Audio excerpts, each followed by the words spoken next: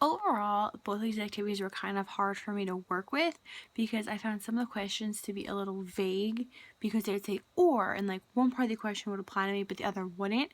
So like for example, there was the one where I grew up in an area where I heard derogatory racial terms or racial jokes from friends or family. Like where I grew up in, we didn't hear that, but summers and stuff like that I spent with my family in Philly where they would talk like that all the time. Like it would always be like dumb N-words and like derogatory terms up the wazoo all the time. So it was kind of like I was living like two different lives. Like in Jersey, there was nothing, and then in Philly, everyone around me would be saying these things all the time, and it was like very awkward because it was kind of like you get used to how you're living, and then you get to change, and now you get used to that, and then you have to come back, and it's like, oh wait, like you don't get used to hearing these words all the time anymore.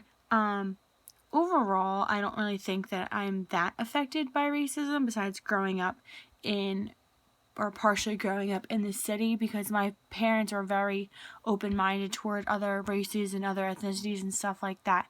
But like now I feel like we're much more kind of aware of the racism that's in my family's life, because my cousin just got married and her husband is black and my cousin is white, and going through that wedding process and planning process with her kind of was like, oh, well, you know, she wants everything this way because that's how her family did their weddings. Well, he wanted the wedding a different way because that's how his family did it. And it wasn't necessarily was my family against your family. It was more, this is my culture against this is what your culture was. And I think that was kind of one of the most eye-opening experiences going through that, because it wasn't just black versus white. At that point, it was my family, your family, my culture versus your culture, you know, my faith versus your faith. I think that kind of was a little eye-opening and more realistic of this is what actually happens every day and not just in our family lives.